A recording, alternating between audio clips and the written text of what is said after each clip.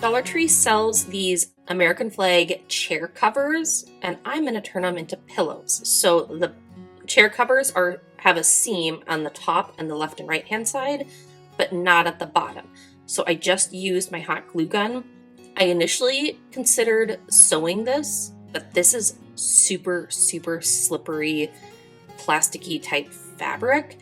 I don't have the sewing skills to run this through a sewing machine, and then even I thought stitching it by hand just wouldn't work.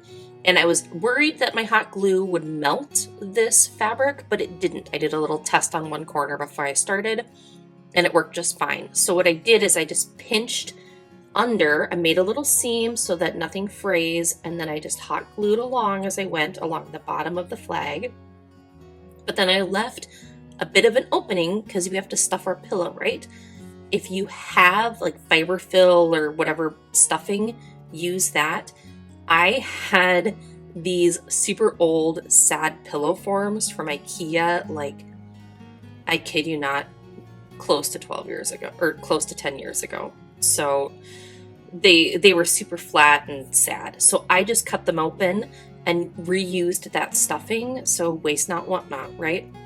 In this economy, we can't afford to be throwing pillows away. So I just used all that stuffing to fill up my little American flag pillow there. I ripped it out in little sections and stuffed it in. And then when I got close to being completely filled, I made the opening in my flag just a little bit smaller. So I hot glued. It's a little tricky hot gluing this when there's stuffing in and you can't lay it flat on your work surface. But it doesn't matter if the seam isn't perfectly straight because we're going to cover it, which you'll see in a second. But then once I had gotten that hole to be a little smaller, then I added my final bit of stuffing, and I used like a little stick to fill in the corners there, you'll see, because you want everything to be kind of evenly stuffed or filled. This is like Build-A-Bear American Flag Edition, right? But then I just finished hot gluing that final little bit of the seam there.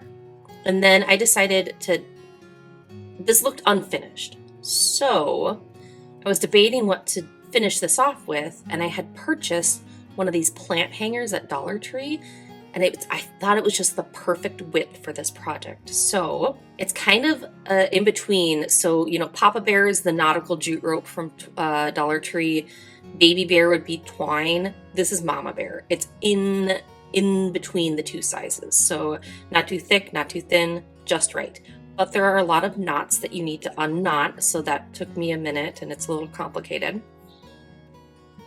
But then you have this, thick twine looking rope that you can finish your pillow off with. So I just twisted the end, hot glued it right at the bottom of my pillow. You always want to start at the bottom of the project.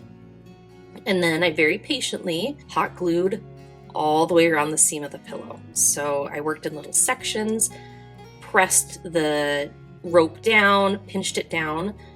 I will say, if you want a more finished looking project, add your hot glue line, and then working from the front side towards the back, press that rope down so that if any hot glue seeps out, it's on the back side of the pillow, not on the front side.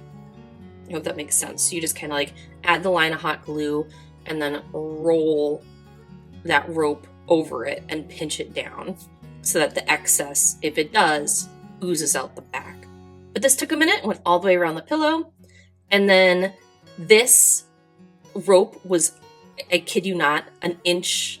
I had an inch to spare. So when you get to the end, just trim off that end, try not to let it fray too much, and then hot glue it right down at the bottom of your pillow. And I made 2 of these to go on my little bench in my happy place on my back patio.